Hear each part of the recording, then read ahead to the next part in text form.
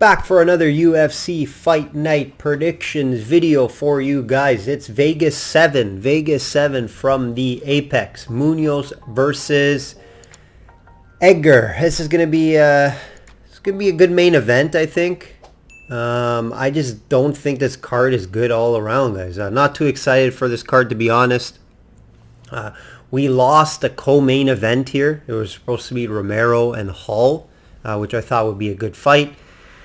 And also we lost the Watterson and Hill fight. It was supposed to be on this card and it got pushed back. So, you know, two of the better fights off this card. They scrambled for some fights. Got a couple decent ones in here, but this is going to be the first card. I don't have any official best bets, but I will have some leans for you guys. 2-fight parlay I scrambled together, but nothing from the best bet category. You know, me personally, I don't like forcing bets, and that's why my record is as good as it is. A great week last week, back on track now here with 3-0 on the best bets. Card was kind of disappointing from a pay-per-view standpoint. Obviously, that Sugar fight ended weirdly, very quick. I was hoping for, you know, a longer type fight, but that freak injury happened, and, you know, all credit due to Cheeto with that kick. That kick got it started. Then he possibly may have rolled his ankle or hurt his ankle when he kept falling on it, because he did hit it in the right spot, Cheeto. So credit to Cheeto. He did win that fight clean. Just a weird way to end it, right? I would love to see that fight go a lot longer and see what would happen. And then obviously the main event, good fight. Had you know, a gut feeling with Stipe, so I did jump on Stipe. It was just more of a gut feeling. You know, it was close to a 50-50 pick'em type of fight. But you're getting Stipe. I got him at plus 100 even money all day. I'm going to go with Stipe and all of Cormier's, you know, issues that he had, the training camp, and obviously all of his other priorities. But hey, you know, great career for Cormier. One of the best fighters in UFC history, in my opinion. Maybe top 3 heavyweight of all time. You know, the eye poke kind of sucked. The eye poke sucked that it kind of ended like that. I don't think that affected it could have affected the later rounds, but I don't think he lost because of it. I think there was a punch too that hurt it before. You know, Stipe got poked in the eye as well. So, hey, it was tough to see that happen, but yeah, just a lot of crazy things that happened on that card. So from a pay-per-view standpoint, I give it a fail on the card. But hey, it wasn't a bad card overall, I guess. Let's take a look at the updated record, guys. Updated record: 39-14 best bets, official plays. That's 73.5 return on investment, guys, since the beginning of the year. 73.5. 38.6 units all plays. So that's the parlays and the outcomes that I give out. 38.6. So great season, of course. Hopefully to continue to exceed the goals on the season. And let's get right into this week card. Let's get into this card, guys. Like I said, I'll go over some leans with you guys. I got a couple of value bets that I like at the end, more dog plays. You know, nothing official, but if you do like betting the full card, take a look at these guys if you want to find some value and some plus money. Let's start with the main event. We're going to Munoz minus 250 versus Frankie Edgar, moving down to 135. You'll want to check the weigh-ins on this one. If you want to bet this fight, watch the weigh-in, see how Edgar looks. First time moving down to 135. A lot of people thought that he should be at 135 throughout his career, you know, prior to this. But yeah, watch the weigh-ins before the fight. See how much he's affected by this. I do like Pedro in this fight. However, I won't have a best bet or official play on the side at minus 250, right? It's not something I'll be laying. Munoz is coming off a loss versus Sterling, which went to a decision. And Frankie Edgar's coming off back-to-back losses versus Sung Jung and Max Holloway. That one went the full distance. Both these guys have been fighting top competition, at least recently, for Munoz. Edgar his whole career, right? Obviously, he has more of the experience and better resume with opponents. However, he is definitely on the wrong side of his fighting career, right? 37, 38 now. So you obviously have to play that into effect here at the 5-round fight. Munoz does have the power to finish this fight. So personally, I think if you like Munoz and you don't want to pay the 250, maybe take a look at the KO, right? You get it at even money, plus 100. I do like the prop fight, maybe not to go the distance. You may want to look that way as well. I think you can get a minus 160, so the juice kind of sucks there. But yeah, it could be a slight play. It's a lean for me. I'm not betting it, but if you want to look at a prop in this fight, you may want to look there. Last time Munoz was in a 5-rounder was 2013, and Frankie Edgar once in his last 4 years.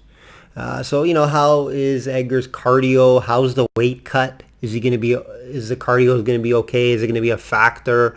So not sure if he still has that 5-round cardio. Munoz should be okay to go 5. But he looks for that knockout with his heavy punching, right? So I have a hard time seeing it going 5. The fight, not to go to the distance, minus 163 is a look for me. And also I have Munoz to win the fight, just to win the fight in the 2-fight parlay that I'll be giving out shortly. CoMain, guys.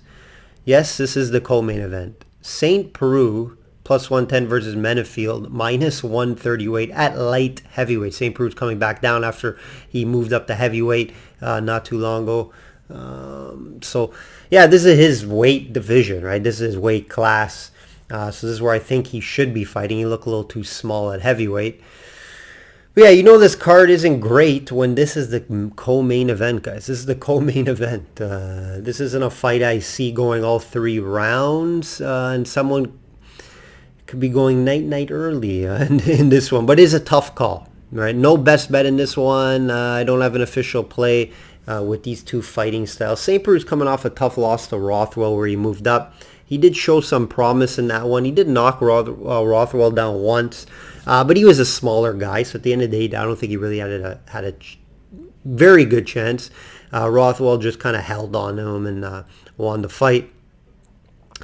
Menefield also coming off a loss to Kevin Clark. First time he went 3 there. Obviously looks for the knockout, so that might be a good thing. Menefield did go 3. He did lose though that fight. A lot of people have questions about his gas tank, just because how much of a monster, how great physical shape he is. He does hit hard. He does look for that first round KO. He is taking this on short notice. This was supposed to be a Gamzatov. However, he couldn't fight. So you got to keep that in mind here as well. Due to that, he will be looking for the early KO, in my opinion. And that's what he does anyways. I'm not just saying just because he didn't have maybe a full training camp, he's looking for the KO. This is what he usually does. He looks for the early KO. St. Peru, though, he's a vet. He's been around. A lot more fights, obviously. And he's back in his light heavyweight division. He thought the change could help him. He does have a lot of losses in the light heavyweight. Moving up to heavyweight, he thought it could change, but it didn't. So he's back down to heavyweight. How would that affect him too, right? He's going to have to cut a lot for this. He may miss weight here. I wouldn't be surprised. This is another fight. Watch the weigh-ins, right? Watch the weigh-ins. If you don't feel comfortable, don't do it. Like the Burns fight. If you don't feel comfortable, he didn't look great on the weigh-ins, right? So it's not a fight that I proceeded to bet. I should have sent out a tweet and let you guys know. I know a couple of you guys probably looked at the weigh-ins and said, I still thought he was going to win the fight, don't get me wrong. I wasn't very concerned about it enough to send out a tweet and say, he might not win this fight due to the weigh-ins. I still thought he could win. Sometimes coming overweight is a good thing. But yeah, so St. Peru, he couldn't miss weight here. Take a look at that. I don't think it's going to be a huge deal if he misses weight because Menefield is a beast, very strong guy. But St. Peru should be the bigger guy in there from a body mass standpoint. St. Peru can win this fight, I think, guys. I think this is more of a pick'em fight. I don't think it's a plus 110 St. Peru. You could even get it maybe even higher if you shop around. So I'll lean St. Peru here with the plus money, but it's not a fight that I'm going to be involved in. Next fight here, which should be a good one, guys. It could be the fight of the night, in my opinion. Daniel Rodriguez, minus 188 versus Sato. Don't love this minus 188 price, just like most things on this card. But I do like Daniel in this one. 8-fight win streak, 2-0 in the UFC, which is a very impressive 2-0. And he does have a good impressive win over Tim Means. We've seen Tim Means last week. He's a good fighter. I don't love this -180 price, of course, so it is a tough to call an outcome, right? So what I'd like to do is when I don't love a price, I like to look at the outcome. And this one is very tough to call an outcome. Both guys fight to decisions and also finishes. It's about even split. Rodriguez is mainly a striker, and so is Sato. So both guys do hit heavy. They will look to stand and fight in this fight. I don't see too much under the ground. They both have the power to stop this fight and make it a quick fight. But Rodriguez is more of an all-around fighter, right? I do think he's good on the ground. He does have some submission wins, but he will like to keep this standing. I would like to see Rodriguez, bring his last fight to the ground. He didn't look great in that fight. He kind of gassed out, but he had like over 100 significant strikes in that fight. So he did win that fight clearly, but I would have liked to see him bring that one to the ground.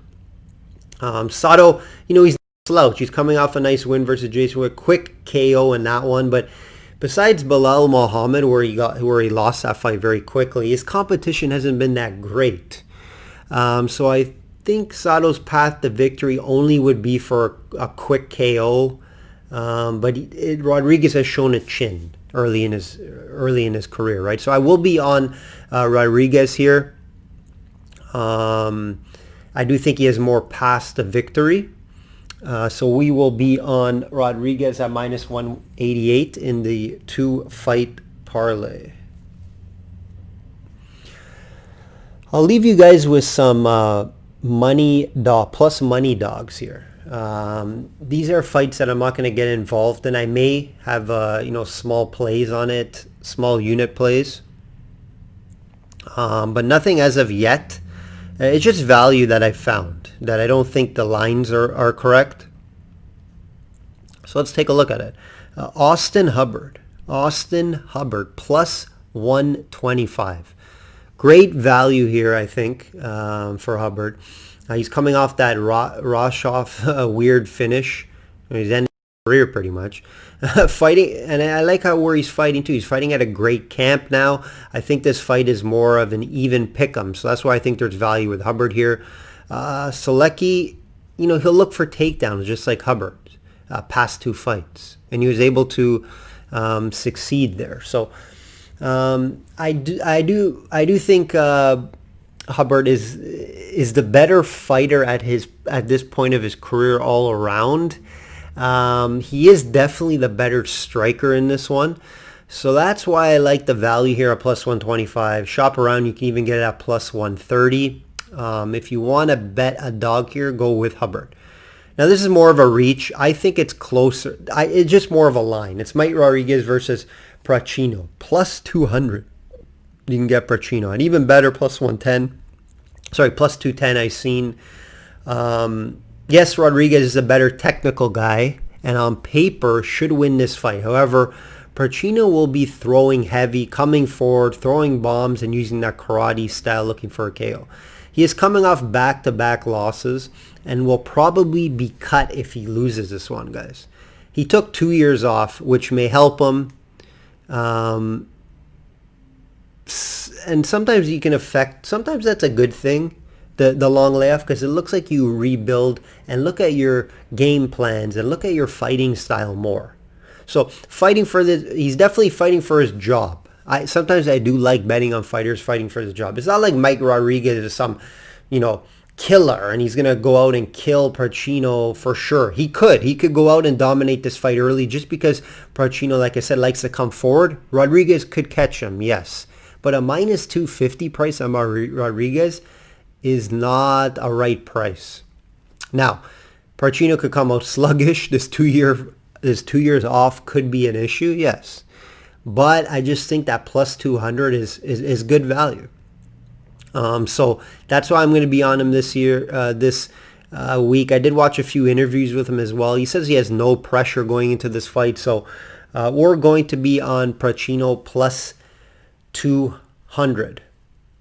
I'm going to give you guys that parlay price here. I didn't do it beforehand, so I'm just doing it right now, so just bear with me. Yeah, so you're going to get that parlay, the 2-fight parlay of Munoz win and Rodriguez win at plus 114. Plus 114, you'll get that parlay at. Guys, I only give plus money parlays. I was watching the Contender Series this past week. This handicapper from Vegas, this Greek guy, he gave out like minus 290 plays, and they lost, and it's just a disaster. His best bet, he lost minus 170. I don't know where they find these guys from personally, but hopefully you guys are tailing me if you have been having a great season along with me. Almost 40 units were up, and the obviously 7% return on investment. All right, guys, try to enjoy this card. It's a tough card to enjoy, but try to, the main event should be good. So watch that. Look out for that Sato fight, hopefully being a slugfest. And like I always say, guys, bet smart and know your limits. Until next week.